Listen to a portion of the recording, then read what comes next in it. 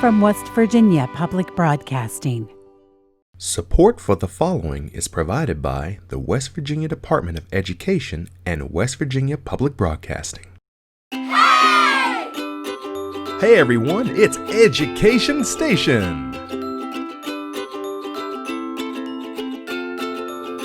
Hi, and welcome back to Education Station. I'm your host, Alex Milanese.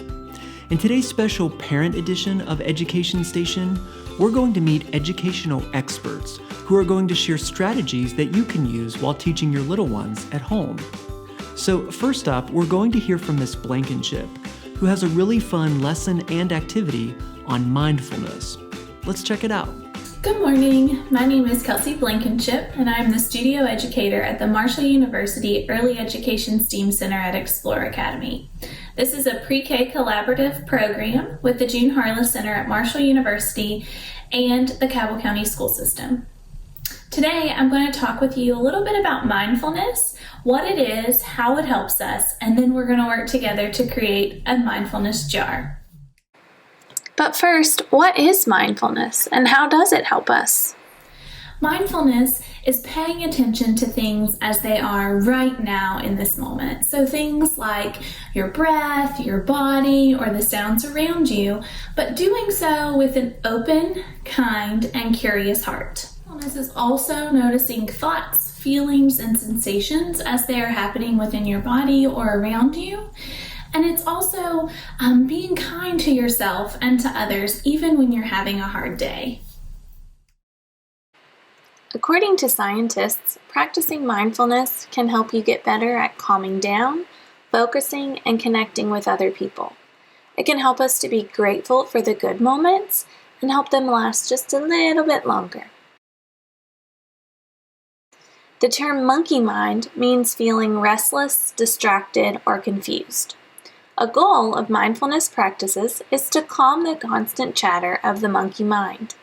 There are many types of mindfulness exercises. Specifically, designed exercises can help children and adults to stay grounded, find calm, focus or strengthen their mind, open their hearts, or rest and relax. Research suggests that peak brain development occurs in the early years, between 0 and 3 years old, and again between ages of 12 and 24. We now know that humans also have the ability to continue to improve brain function throughout their life. The part of the brain that is key to reasoning, problem solving, comprehension, impulse control, creativity, and perseverance is the prefrontal cortex. These functions, also known as executive functions, are needed when we have to focus and think, mentally play with ideas, use our short-term working memory, and think before reacting in any situation. Now, let's take a look at a specific strategy that we can utilize when we're feeling overwhelmed, anxious, or distracted, kind of like that monkey mind that we were talking about before. One of my favorite resources is from the author Diane Alber. She has written and illustrated an emotion series. Each book incorporates ways to identify a particular emotion and then provides a strategy or two of how to work through that emotion. Today's focus is going to be on the book A Little Spot of Anxiety. The characters in this story are feeling worried, nervous, anxious, or scared about a particular situation, which allows the anxiety spot to appear. Diane illustrates that these particular emotions come up in our everyday life, but that we feel best when we are in our peaceful spot, which is the green spot in her series. I'm going to introduce you to the strategy that she illustrates in this book. Go ahead and take your hand out like they have in the picture, and imagine that you have 5 gray spots on each one of your fingers. That represents your anxiety spots.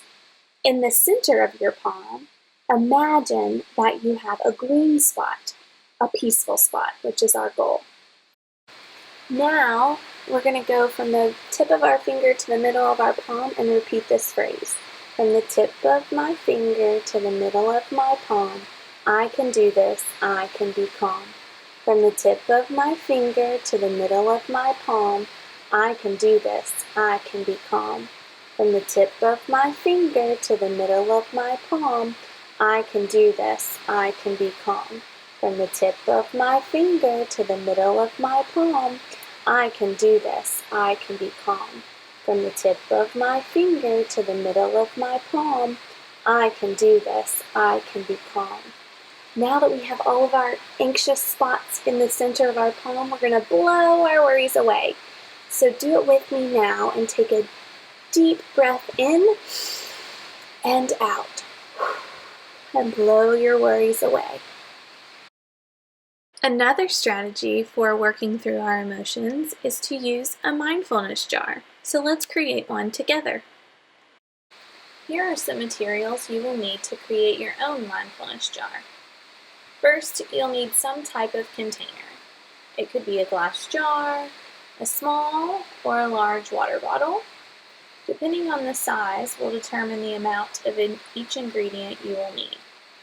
Next, you'll need some water, some glue, glitter, and food coloring.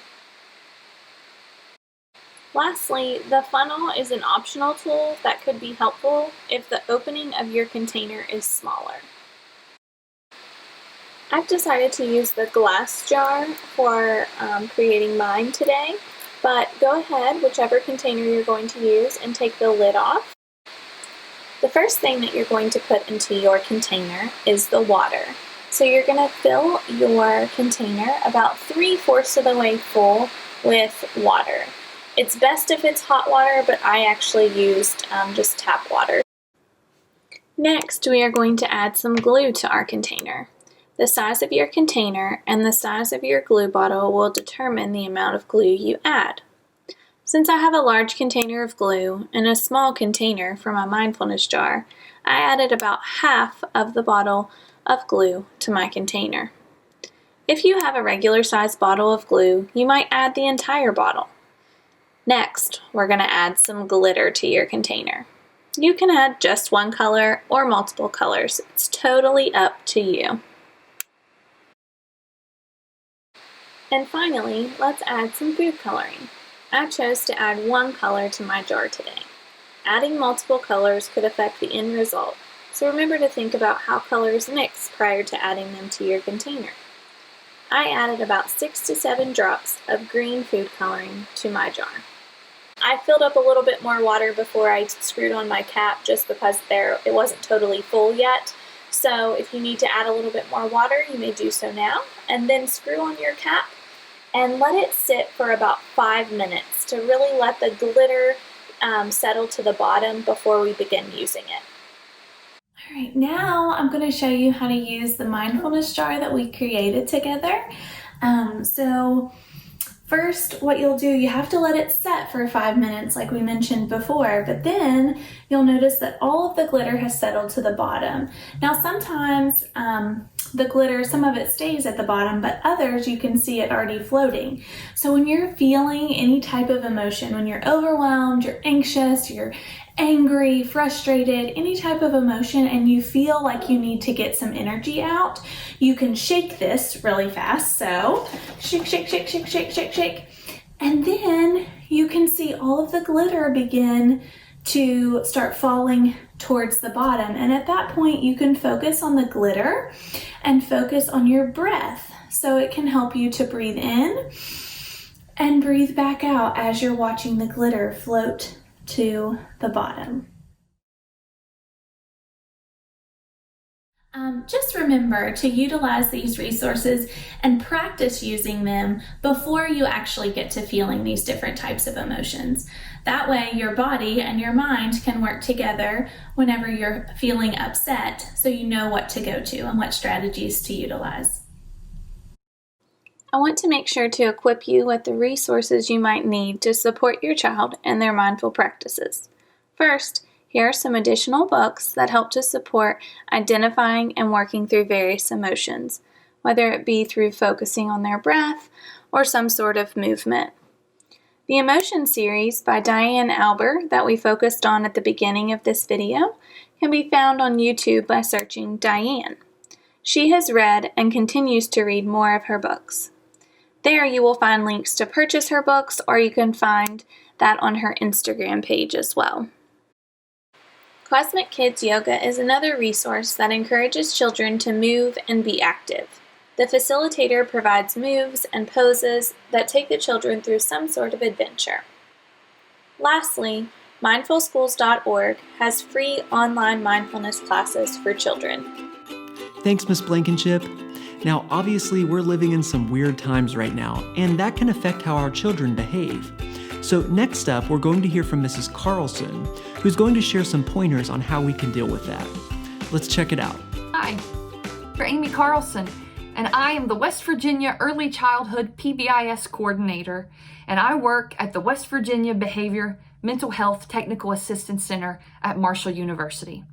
We are a collaboration between the West Virginia Department of Education and the West Virginia Autism Training Center at Marshall University.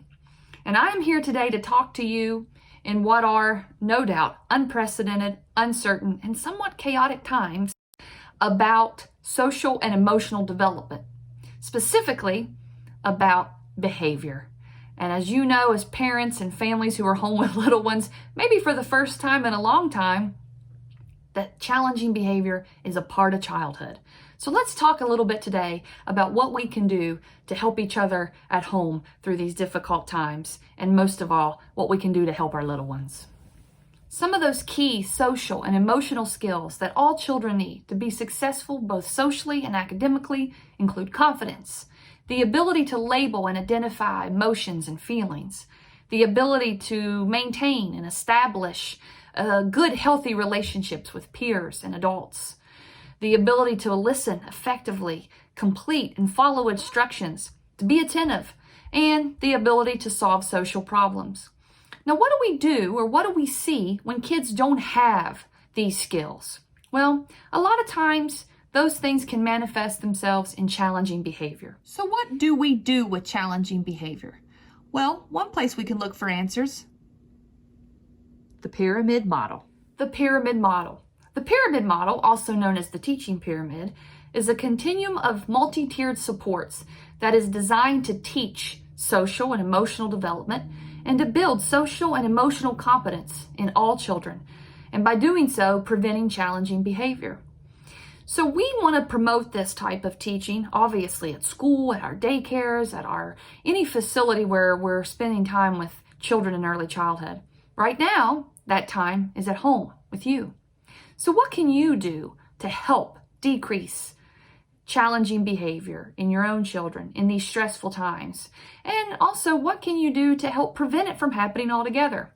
Well, by using the pyramid model, we're going to start today by talking about the base of that model. We refer to that as the foundation of the pyramid. It's also called effective workforce.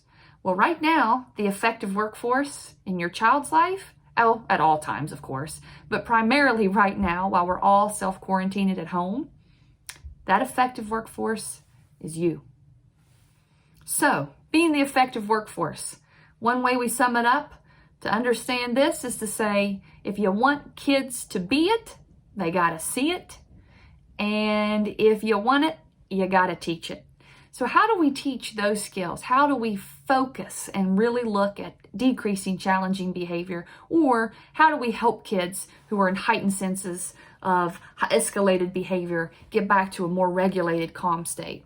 Well, I'm here to tell you that it's good news and bad news. The good news, it's not rocket science. In fact, it's pretty simple. The bad news, it's not easy because it starts with us. The shift that we have to focus on and that I want to talk to you about here today is to understand that there is no greater influence in your own child's behavior than your own behavior.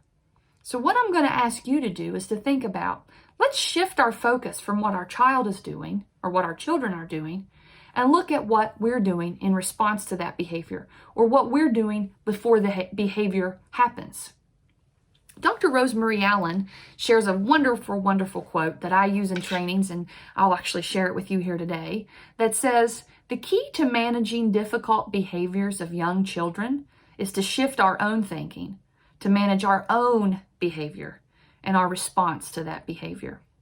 Because as Dr. Allen says, challenging behavior is really defined by the person that it bothers most. We meet tantruming, big, aggressive emotion with bigger, more aggressive, louder emotion, then all we're doing is what I call picking up the rope, tugging harder, and we are not only losing the battle, we're losing the bigger war.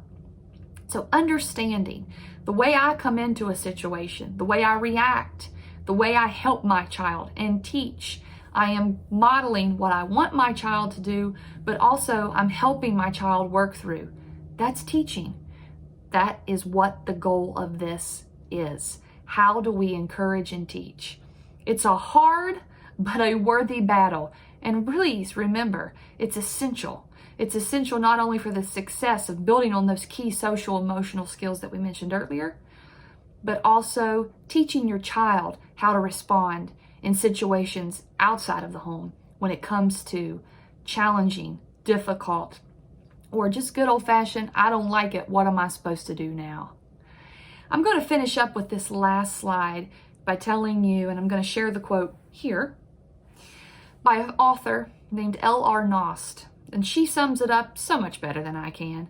And her quote is this: when little people are overwhelmed by big emotions, it's our job to share our calm, not to join their chaos. So think about that. Know that I'm not telling you or even trying to pretend that I don't feel it this daily, because I do. But knowing that it's a worthy struggle and it's something that I am trying every day, day in and day out, to remember. And it makes a huge difference, not only in the behavior you are dealing with in that moment, but how frequently you see it beyond those moments that present us in our most challenging behavior. We like to say empathy can also be the most difficult thing to teach, but empathy is learned through experience. And if you want your kids to exhibit it, you've got to offer it. So I want to finish by giving you a couple of resources to look at. First, if you'd like to look us up on Facebook, we are at WVECPBIS, West Virginia ECPBIS, like our Facebook page. We share lots of information about the work we're doing and the work that's going on across our state. Secondly, the West Virginia Behavior Mental Health TA Center has a website, www.marshall.edu/BMHTAC. And finally, the WVDE's website that they've created to help us all out through this pandemic. And it can be found at https://wvde.us/COVID-19. I want to thank you. Everybody take care of each other. Take care of yourself. We'll see you soon. Thanks, Ms. Carlson. Okay, our final stop today is with Ms. Kelly, who's going to discuss the importance of self-care. Let's check it out. Hello, my name is Amy Kelly, and I am the director of the West Virginia Behavior and Mental Health Technical Assistance Center. We are located at the West Virginia Autism Training Center at Marshall University. We are a collaboration between the West Virginia Department of Education, Office of Special Education and Student Support, and the West Virginia Autism Training Center. Over the next few minutes, I'm going to talk with you about self-care, why you should practice self-care every day, and more importantly, how. I challenge you to accept that occasionally you should put your needs first, and this is how you begin. Let's start with, what is self-care? Self-care is a topic that has gained a lot of attention and is becoming more mainstreamed. Taking care of ourselves and making a deliberate effort to prioritize our well-being is not only necessary for our health, but it creates better friends, co-workers, parents, spouses, and partners. However, a lack of self-care could create a downward spiral. You are likely to feel stressed out or overwhelmed when you're not caring for yourself, which makes it tougher to be an empathetic and patient parent. In turn, you might feel guilty and overwhelmed. Self-care may be the last thing on your mind. But prioritizing yourself first is something that you may have a hard time doing because it can feel selfish. You aren't selfish for putting yourself first. Self-care is not a luxury, it is a priority. It's not selfish to love yourself, it is necessary. So why should you put yourself first? Because you deserve it. You deserve to occasionally put yourself first. It not only helps you to feel better, it can replenish you, boost your energy, and give you clarity. During stressful periods, which for some could be our day-to-day life, for others, more severe times. For example, experiencing a sudden death or loss of a loved one, a divorce, or a natural disaster. Caring for yourself should not take back seat, but should be a priority. When you are at your best, you can make better decisions and support the ones that are around you. In order to be your best, you must be strong mentally, physically, and spiritually. Caring for your mental health can simply be valuing yourself and everything that you do for others, treating yourself with kindness, and trusting that you are doing your very best. You can also care for your mental health by surrounding yourself with positive people that care about your well-being.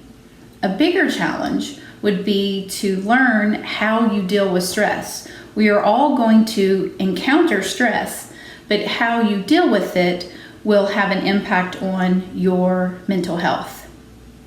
Also, creating and setting boundaries. The best way to set boundaries is to know exactly what your limits are emotionally and physically. Caring for yourself physically does not have to start with a membership at a local gym or rec center. You can make small, realistic changes to your physical activity.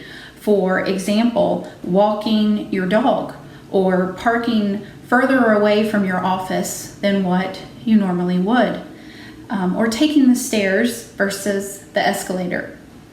You can also make realistic changes to your diet. Don't start with completely eliminating snacks that you love to eat, but limiting the amount and how often you may eat those favorite snacks. Practicing good hygiene. Taking a warm bath can reduce inflammation. It can help you sleep better, and it also can soothe sore. Caring for yourself spiritually. Spiritual care is taking action to deepen your connection with your higher self or who you truly are. It is any ritual or practice you do to further your connection with your higher self. Practicing spiritual care can not only lead to a greater inner peace, but it can help you live in greater alignment with your core values. So a few ways that you can practice spiritual self-care are meditation or yoga, going for a walk in nature, which taps into all 5 of our senses, cleaning and organizing your daily living space, and connecting with your community. Some other fun ways for you to practice self-care are simple things like joining a book club. A book club can serve several purposes. It can provide social interaction. It can motivate you to schedule time to read, and it can help you to have something to look forward to. If you are not familiar with a local book club, I encourage you to reach out to your library. They may host book clubs themselves or may be able to put you in contact with someone within the community that is hosting a book club. Another idea would be to write in a gratitude journal. There are tons of studies out there to show how journaling can have positive effects on your overall well-being.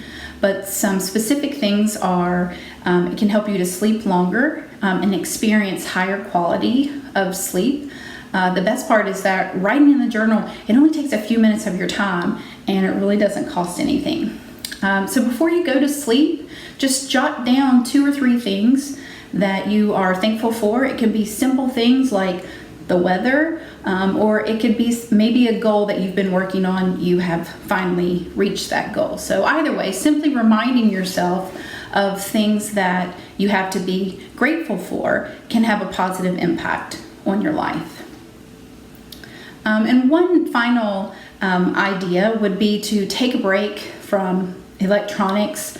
Scrolling through social media, the internet, and binge watching TV may seem like a good way to relax, but on the contrary, those activities can sometimes cause more stress than you would maybe realize. But any type of digital device can create a lot of pressure for you to be on. So to either respond to that email from work or from a social media message, anything that you do right before bed, your electronic habits might be taking a bigger toll on your life than, again, what you would possibly realize. So a digital detox may not only be good for you and help you to reset some habits, but could also be good for your kids. And so speaking of kiddos, a few ideas for self-care activities that you can do and include your kids are to have a dance party. Don't be afraid to be silly. Go for a bike ride, paint, draw, or craft, and don't stress out about being a perfectionist. Listening to a podcast or music, writing together, no particular subject, just write and see what comes out, or call or FaceTime other family members or friends. So in closing, I know I've given you many examples of how to practice self-care, but I want to remind you just to not neglect the most basic components of self-care, which are doing your best to eat a healthy diet, doing your best to get 7 to 8 hours of sleep a night, and to have regular exercise. And also just keep in mind that times when you are thinking you don't really have time to care for yourself, it's probably when you need it the most. So I appreciate your time, and I hope that you and your loved ones are safe and healthy. Thanks, Miss Kelly. All right, well, that wraps up everything for us here today on Education Station. We want to thank everyone who submitted their awesome lessons, and we want to thank you for watching. We'll see you next time right here on Education Station.